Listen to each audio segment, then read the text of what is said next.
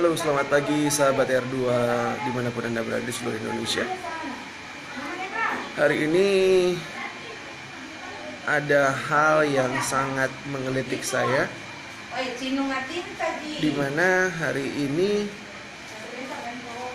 disahkannya Undang-Undang Omnibus Law yang sangat memberatkan rakyat Indonesia, khususnya para pekerja. Dan ini menguntungkan para pengusaha. Saya juga sebagai pengusaha sangat menentang undang-undang ini. Kenapa? Karena saya juga pernah menjadi pekerja. Saya juga pernah dari bawah. Entah apa yang ada di pikiran oleh bapak-bapak dewan dan ibu-ibu dewan yang ada di Senayan, yang ada di DPRD pusat ataupun DPR RI. Mereka mengetuk palu mensahkan undang-undang Omnibus Law yang mereka nggak pikir bahwa ini impactnya seperti apa.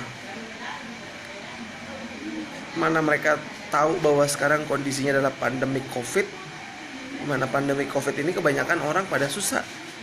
Orang pada susah untuk cari duit.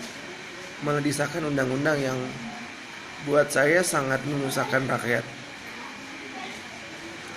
Nah, banyak banget poin-poin yang kontroversial di undang-undang Omnibus Law. Ada 8 poin yang benar-benar kalau saya bilang sih kacau, parah, dan benar-benar nggak ada hati nurani.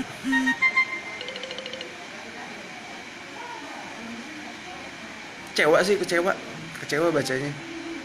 Lumayan hancur. Berarti ini undang-undang mereka membuatnya tanpa mengundang teman-teman dari pekerja maupun buruh. Yang kasihan rakyat. Rakyat tuh kasihan.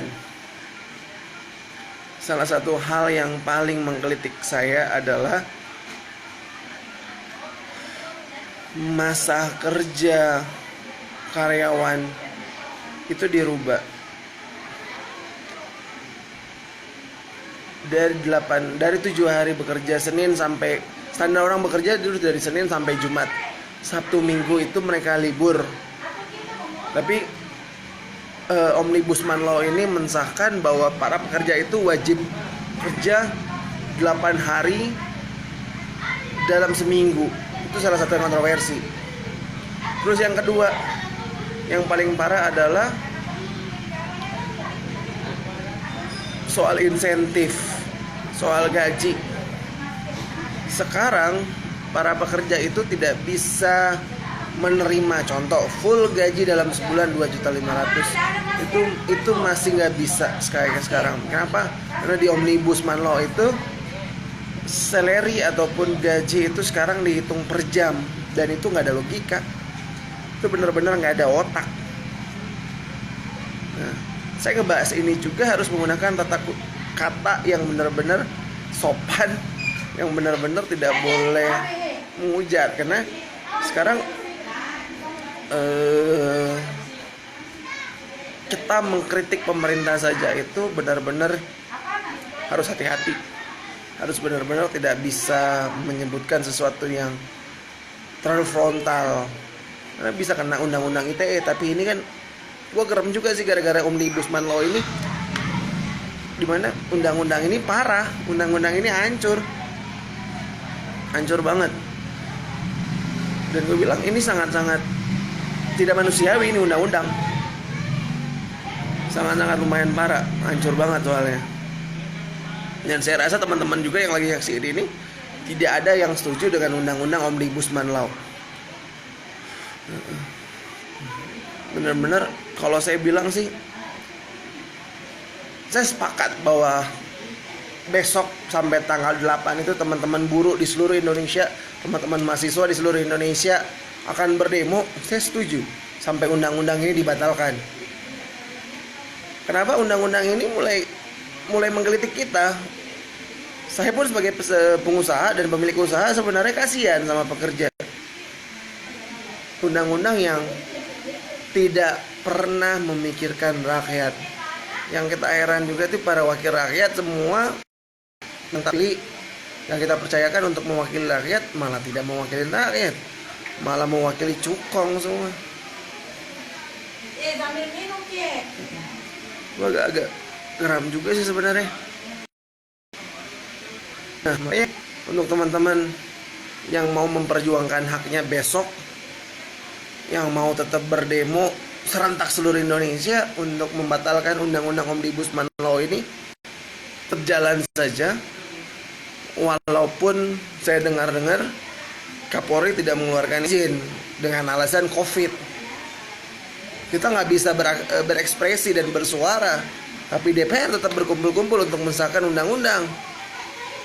Dan itu buat saya ya impossible lah, it's nothing tulus untuk pada rakyat Indonesia.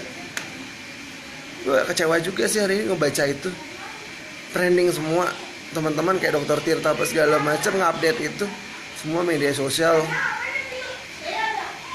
dan media-media nasional ngupdate itu. Dan benar-benar ini undang-undang sangat-sangat mengecewakan. Ini undang-undang benar-benar ya hancur. Ya, untuk teman-teman DPR yang mungkin kenal sama saya juga, tolonglah kalian bersuara. Tolong kalian bersuara. Jangan hanya ikut-ikut untuk mensahkan untuk demi kepentingan segelintir pengusaha-pengusaha besar di Indonesia. Ingat, kalian dipilih dengan hati nurani rakyat untuk mewakili suara rakyat. Kalian dipilih bukan untuk menyusahkan rakyat, tapi kalian dipilih untuk mensejahterakan rakyat. Jangan pernah ada bikin undang-undang dan opini bahwa rakyat itu harus disukseskan dan harus disempurnakan, tapi dengan cara salah. Selama 7 bulan rakyat menderita, rakyat hancur di masa COVID ini. Terlalu banyak aturan di masa pandemik ini yang dibuat bahwa COVID ini ada karena rakyat tidak becus menjaga jarak dan kawan-kawan. Nah, ditambah lagi sekarang 7 bulan kita ini agak lumayan hancur, lumayan parah. Sudah COVID, sudah kita disalahin sebagai rakyat biasa, diterbitkan lagi undang-undang Omnibus Law yang benar-benar otaknya entah di mana itu otaknya para pemerintah. Kacau nih, nggak habis pikir sama mereka. Mudah-mudahan ini videoku bisa nyampe ke anggota dewan. Pak, Bu, dewan yang terhormat, kalau mau dihormatin, hormatin kita rakyat. Ingat rakyat, lu dipilih sama rakyat. Lu bener-bener yang ngerti lah bahwa kita ini rakyat udah hidup susah, di masa pandemi dibikin tambah susah. Apalagi teman-teman buruh, lu bikin untuk bagaimana buruh ini harusnya sejarah kek, pekerjaan harus sejahtera kek, malah cukong yang lu bikin kaya. Untuk teman-teman besok yang demo 8 sampai 8 Oktober, tetap semangat. Tetap jaga jarak, tetap pakai masker, tetap perjuangkan bahwa Omnibus Law ini harus batal, harus dibatalkan kembali oleh Presiden untuk mengeluarkan Perpres bahwa Omnibus Law ini harus tidak boleh disetujuin oleh Presiden. Ya, jangan sampai kalian tidak bersuara, kita hancur sama-sama. Semangat, tetap bersuara. Jangan takut membela yang benar. Kita berdoa insya Allah kita bisa sama-sama untuk membatalkan Omnibus Law ini. Insya Allah sebentar saya bakalan ketemu dengan beberapa teman-teman anggota dewan juga, supaya Omnibus Law ini bisa dibatalkan. Setidaknya dari provinsi, semua dewan provinsi bisa menolak undang-undang ini yang disahkan oleh teman-teman DPR RI pusat. Tetap semangat, demo besar-besaran sampai tanggal 8. Jangan takut. Kalian harus maju untuk menegakkan keadilan. Tetap semangat. Assalamualaikum warahmatullahi wabarakatuh dan selamat pagi teman-teman.